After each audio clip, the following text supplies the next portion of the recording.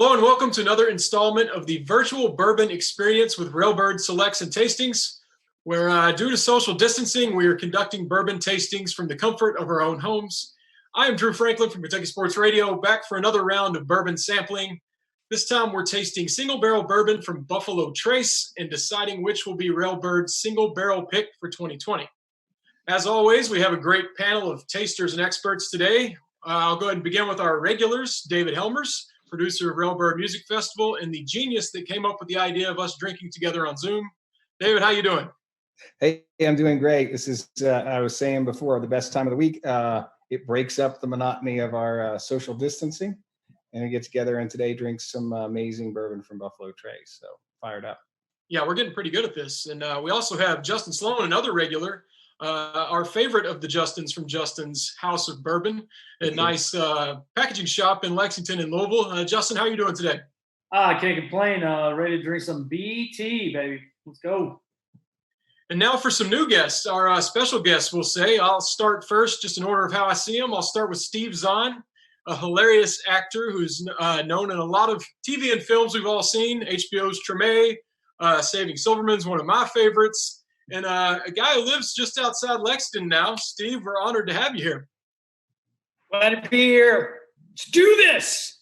You know, you're a big name in Hollywood, but how long have you been in Kentucky? And it's been about a decade now, right? None of your business, dude. Okay. Yeah, no, I've been here, let's see, 16 years. 16. And have you acquired a nice bourbon palate living in Kentucky that long? Yeah, of course. It's a pastime, especially right now during the pandemic. All right. Well, we're excited to have you here tasting with us. We also have Paul Steele from Triple Eight Management in Nashville. Triple Eight has a lot of talented clients in the music industry. And looking behind you, it looks like you might know a little bit about bourbon too. Yeah, if it's brown juice, I like it. I'm an equal opportunist. My goodness. That's a little better than like the 6 books I could find laying around my house here. We also have Gathan Borden, Vice President of Marketing with Visit Lex. Visit Lex does a lot to promote Lexington tourism. Gathan, I'll just put you on the spot. What's the coolest thing about Lexington? I'm gonna go with the bourbon distilleries. I mean, it's something you can't get anywhere else in the country. You know what I'm saying? So that's what we got here, man. You know, I'm gonna roll with that. That is a great answer. Although I think Justin Sloan up there wanted you to say Justin's house. Come on, man. I already gave him some love earlier tonight. And now for our guests from Sazerac, who are bringing the bourbon. Sazerac's a parent company to Buffalo Trace, which we will be trying today.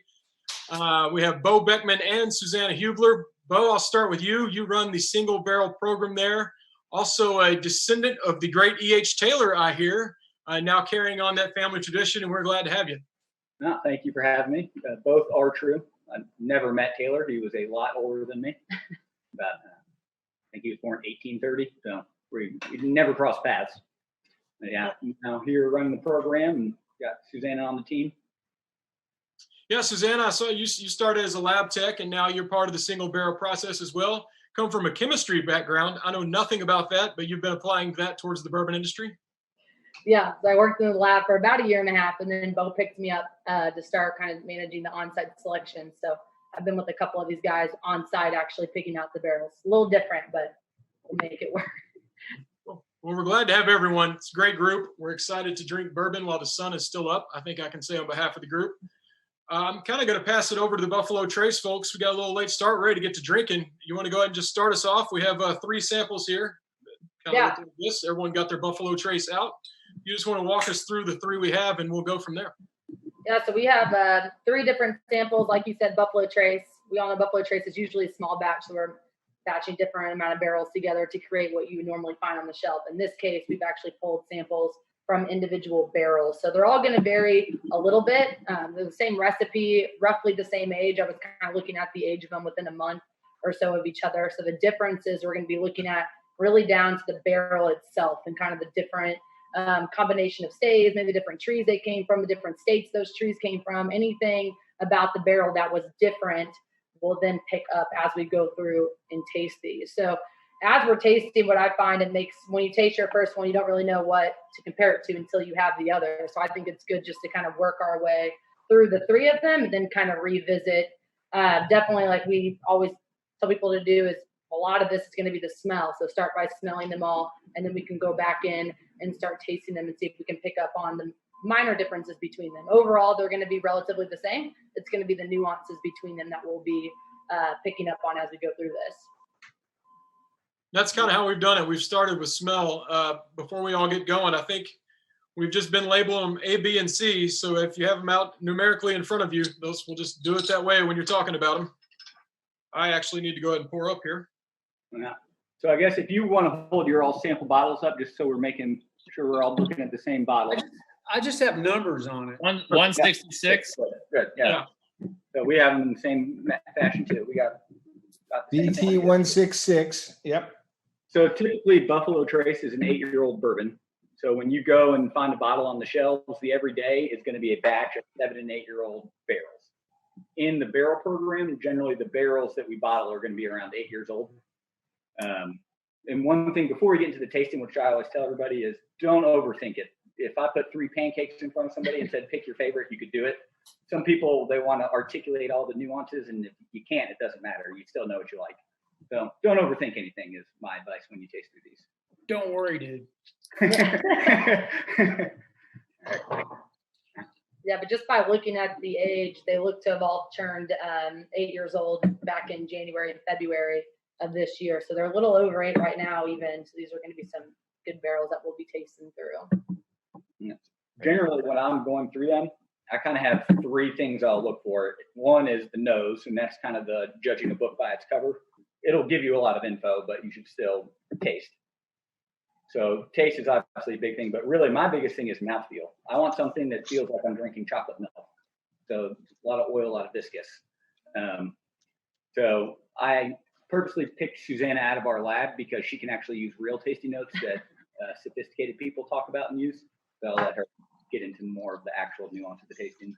Yeah, but we also like to make it super easy at Buffalo Trace. Any barrel that we let you all pick from has already been through our tasting panel.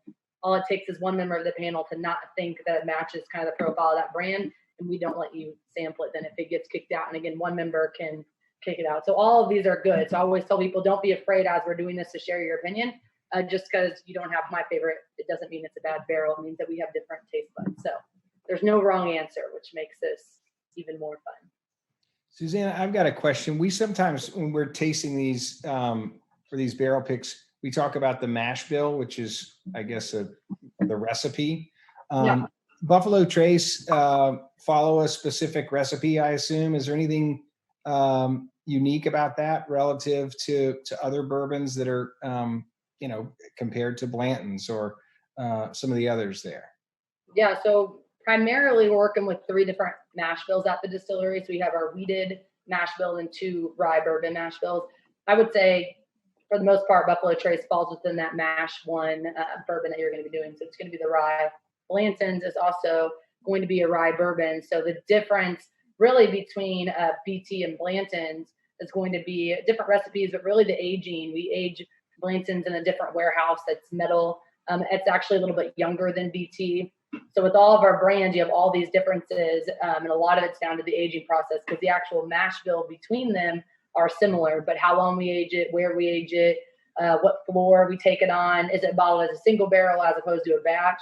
Those are the differences that then give us our different brands. So in this case, rye bourbon, 8-year-old, when we're pulling them from the warehouses, they tend to come from more of like those mid floors, the middle of the warehouse where we're going to get these barrels from. And again, that can vary. Everything can change when it comes to aging. So that's why we send them through our tasting panel. Maybe we set something aside to be Buffalo Trace. When we taste it, we don't think it matches that brand. Then we have the flexibility to actually move it maybe down a different path to become a different brand, depending on how it tastes. So if you were to think of the brands as universities and the barrels as students applying. So some people can't get into some schools and they're going to have to apply to a different one. But I also have a sister, even though we have the same parents, she's significantly smarter than I am for whatever reason. So all these barrels develop at different speeds too. So Blanton's is 6 years old. Buffalo Trace is 8. Eagle Rare is 10. A lot of people are stuck thinking that age means everything when really it's just another variable that you can think about, but don't overthink it. So us slow developers can turn out all right in the end, anyways. I guess. Bingo. The analogy I use often is when LeBron James was 14 years old, we all knew he was the best player in the world. When Steph Curry was 14, no one knew what he was doing or who he was besides. Yeah. There you go. That's a good analogy. Yeah. Michael Jordan's the GOAT, but whatever. What they do, they all develop differently, and you can have two barrels that were filled on the same day, aged in the same warehouse, exact same distillate went into the barrel, and they're going to be different. It's just a barrel is comprised of 28 to 32 staves. Each of those is going to be differently. I guess, are you all going through and tasting them what we have in front of you now, or just waiting? I started drinking. Good. I started drinking. Everybody else was doing it. Yeah. So normally we recommend kind of tasting, getting your own opinions, and then all talking about it, because it's very easy to lead each other. If I say, "Oh, I get maple in this one," then everyone says, "Oh, I get maple too." But you kind of just figure out what you like, and then at the end, kind of come to it. Yeah, I was going to say maple after you said maple. That's the Susannah tasting note. Yeah. I would give you like hint of soft taco. Drew and David are just phenomenal at copying other people's notes. Yeah. We're pros. I try and pick the most experienced taster in the panel, and then say, yes, I agree.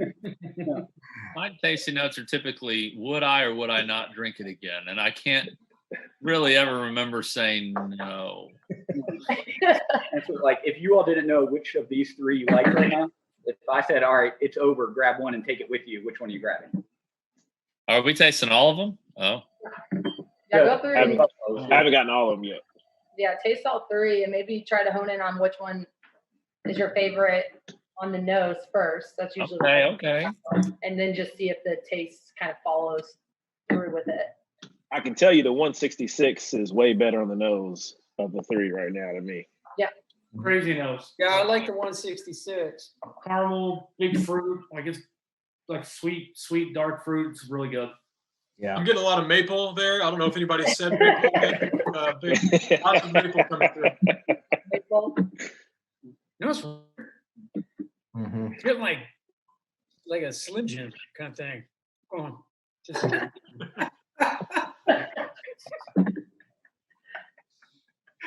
Wait, when did we get Slim Jims? I thought we all have to do this together. Pass the Slim Jim. David put them in my pack. Does I anyone, got my palate. there's an astringent vibe to 194. No. Yeah. Hey, I have a note on 194 that's like that Armor All car smell. It's a weird, like, Yeah. I got Armor All and I was like, whoa, I've never gotten that in anyone. It's great. It's great tasting. It's great, but the Armor All nose was a little weird to me. I would clean a wound with this guy, 194. So usually I'll 194 is a little medicine-y. Yeah, it's like, oh, I got a cut. There you go. Yeah. Or something like 194 is more of what I call kick in the mouth. Yeah. A lot of people that are cigar smokers want a kick in the mouth, and then there's the people that want something easy to drink and clickable. So I was There's hardly any finish on 194. Yeah. It's all mouthfeel. some people want that real dry. Front. Yeah, it's all in the mouth. It's crazy how much of this is the eye of the beholder as well. I've had people do these tastings where I've had 30 people tell me they hated a barrel, and then in that group there was one person that decided, I'm going to buy this by myself. Never a right answer. Yeah. I'm moving to 260 now. I don't know if you guys are.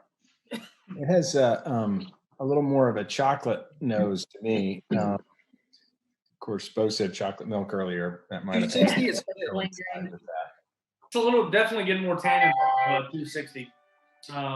Bitterness.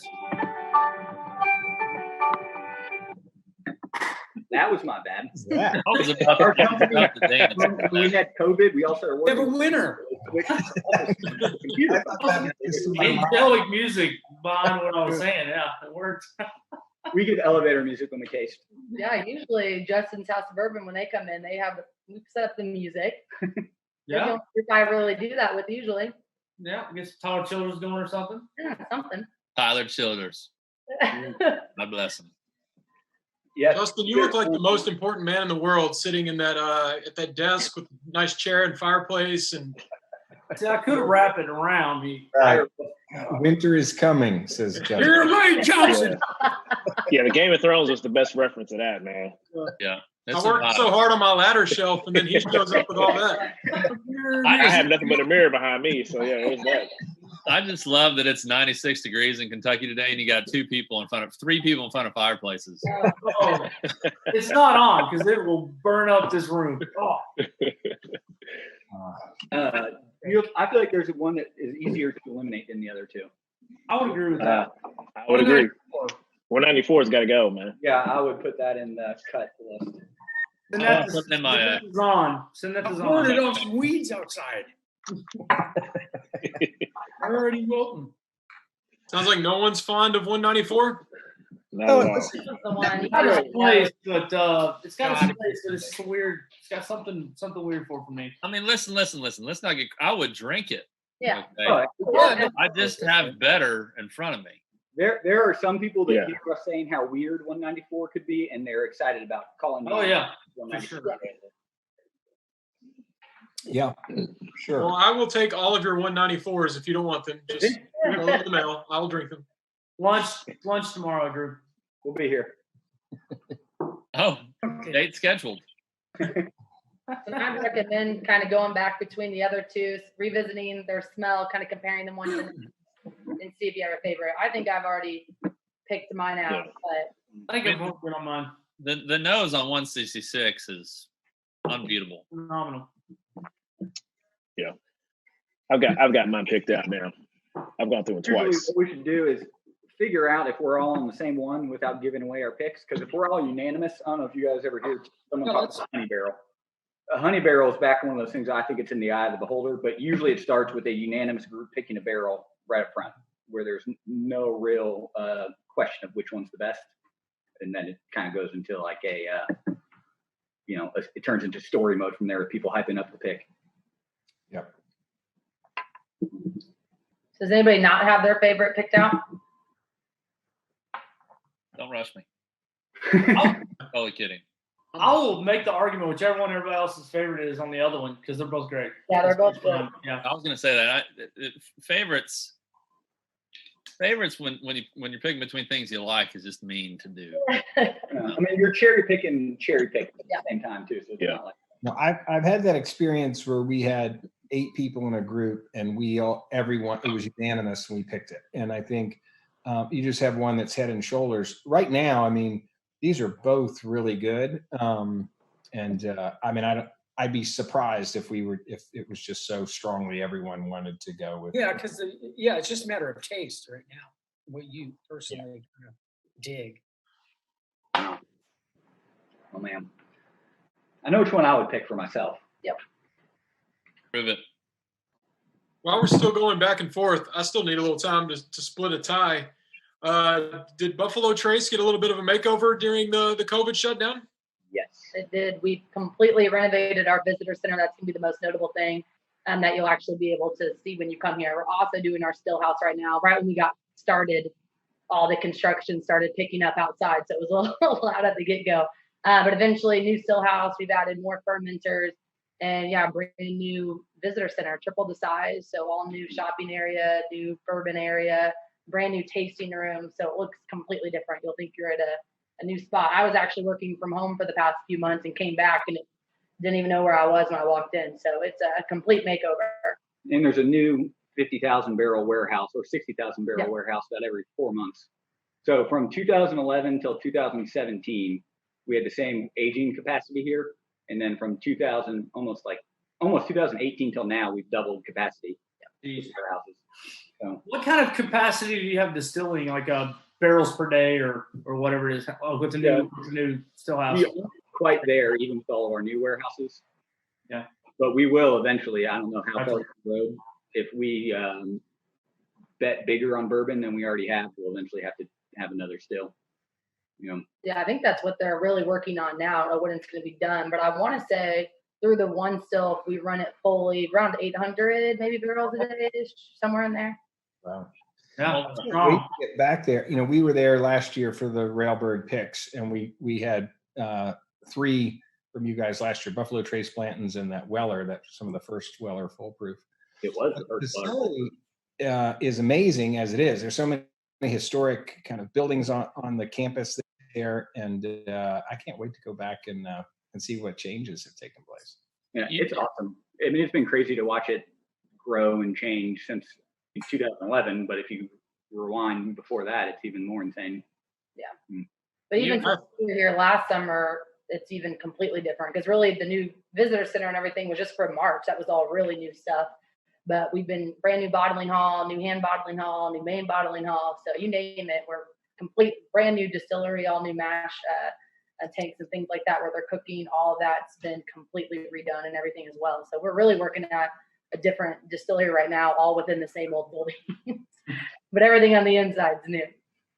I officiated a wedding there 1.5 years ago. It's my first wedding as an official. If you all want to start a business, I had such a good time. I'll come back just every Saturday. We'll turn out some weddings. Yeah, that'll work. I'm disappointed to know that you're an officiant for a wedding, man, because I could have used you last year.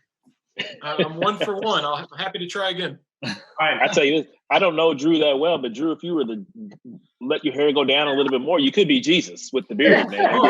I'm just saying, man. Calm down. Let's calm down with that. Definitely get that license from the Universal Church there, Drew. Yeah, Susannah and I both recently got married, and we, each got the thought of, should we get married at the distillery? And both of us thought that our friends burning down our distillery, probably, my groomsmen. Yeah. Yeah, you don't want that liability. I take it you didn't know that Drew could officiate. No, I was looking for somebody too for a while. I wish I would have known that. Better than my wedding plans. I was getting married in New York City here in a couple months, so that appears to not be happening. Yeah. My buddy just went at 1 year delay in his Brooklyn wedding. Did she finally smarten up, Drew?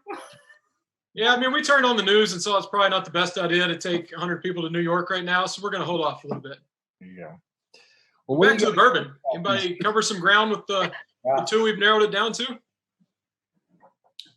Yeah, I'm ready. You guys want to do a show of hands vote? We can. I'm good. Barrel number 166 we can say is number 1, and barrel 260 we can say is number 2. So if you guys want to hold up 1 or 2, we can do it on the count of 3. All right. All right, ready? 1, 2, 3. I see a lot of 1s, but a couple of 1s. Uh-oh. One is really David, Paul, what's it like to be wrong? Number 1. You know, I was going to be 1, but I didn't want David to be alone. So He texted you. He was like, I waited just to say. I was like, okay, sure, yeah, you bet. You saw me do that. I was going to say 1 too, but Paul's from out of state. We wanted him to feel welcome here, so it was just a hospitality too that I threw up. I don't know how to taste get bourbon. Wild now. We usually, if we were doing this at the distillery, we would then say, all right, blind tasting. So we'll take 166 and 260, and this is going to take some trust on your own end. But taste them blind, and then see which one you like, and then let's see if we're at the same answer. No way to do that. Now people will switch back. Mm-hmm. So you got to do like your own 2-card Monty in front of yourself. I can be convinced. 1 is really, really good. 2 is a little bit. It's a little different. Not much of a good adjective to describe it, but it's a little more unique, I think. But 1 is just great mouthfeel, great finish, great flavor. So I can come on board. Yeah, I like different things about both of them. I thought the nose on 166 was unparalleled. I thought the finish was better for my personal taste. Had a little bit more to it. Wait, which one? On 260. I thought that one was a little bit bigger. I just appreciate number 166. Maybe a little bit of an easier drinker, which is all I like. But 260 was good, big bourbon there. I thought it had just a teeny bit more depth. At 2 p.m., 166 probably a better vibe. At 9:30, 10, 11, 260 just fine. 166 the nose was the edge for me, and I'm not usually a big nose guy, but 166 won me over with the nose. Yeah, it's a great nose. If I could have that be a candle, I would do it. Yeah.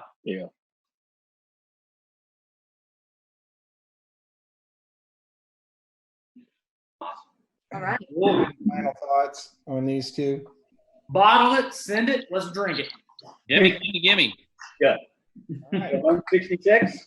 166 it is. Is the I was Railbird. looking at the barrels. That was actually the only one that came from a different warehouse too. The other two were from warehouse Q. This one was warehouse P. So there was a little bit more difference in the warehouse they came from, because even the other two, they came from the same floor, even of the warehouse. But even though we were at the same warehouse, same floor, there was still a pretty big difference between 260 and the 194. But yeah, 166, different warehouse completely. So that's probably what we were picking up on there, being a little bit different than the other ones. Great. But 260 and 194 are the same warehouse and the same floor? Yep, just a couple of rigs apart. Yeah, and that Wow. much vast difference between them. Isn't that something? It's crazy. Same That's exact awesome. age. Yeah, they were both January of 2013. Yeah. I think the exact same day they were. They put into were the barrel. filled, Yep. so they have the same exact distillate age in the same warehouse on the same floor, basically one rig apart. That's So amazing. it shows you 60, 70, there's no right perfect answer, but most of the majority of the flavors come from that barrel and how that barrel interacted with that specific distillate. Yeah. So it's very hard to, that's why you batch bourbon usually, is because you can have, easier to control and have a consistent taste profile. Right. If you were to look at those two barrels too, they could have looked completely different, but where they sat and everything like that were pretty much almost identical to one another. And we've seen it. People have been on tastings before. You've seen all four barrels we roll out be from the exact same rig, same recipe, same age, and everything. And those barrels can sometimes be the most different, just based off of what happened in that barrel as it was aging. So That's crazy. It is. Well, we did really well. So we picked 166 as the Railbird 2020 Buffalo Trace Railbird Select. And bravo. Thanks, everybody. And I think we did great. So does this mean that David and I get to split the whole barrel on 260? How's that? Well, do you want my address? How does that work? The barrels are coming to my garage, and then I invite people over, and I've got a thief. And so that's, more or less, that's how it works. Text me the Addy. That'd be great. So David, do you remember last year, and this is just kind of picking back up on the conversation of how so much goes back to the barrel itself with this flavor profile? So last year we took your Weller barrel and we took that bottle, sent you the bottles, and then we shipped your barrel to Mexico and filled it with tequila. So now we got to get you the same all that here to taste, because what it shows you is that you don't want to put these good barrels in retirement. Right. Bourbon you only use once. Everything else you're using it again and again. So you can pull a lot of more good flavor and interaction from that barrel a second time. Right. I need to know what to do with this barrel. Do you want the empty barrel? Yeah, that's right. I think we're going to fill it with tequila or beer, whatever. But I also think we need to go down to Mexico and check the status of that one. It is a lot of fun. Oh, You want to go to Mexico with us? Who's up for the Mexico trip to test the barrel? All right. Guadalajara, it's a great time. Food's great. And not on Zoom. And no Zoom. No Zoom. All right. Well, thanks everybody very much. We did a great job picking that Buffalo Trace barrel. Yeah, everybody can look forward to 166 from the Railbird collection. Yeah. Thanks everybody for joining us. It's a fun time. Hey, we should do it again with the same people sometime. Right.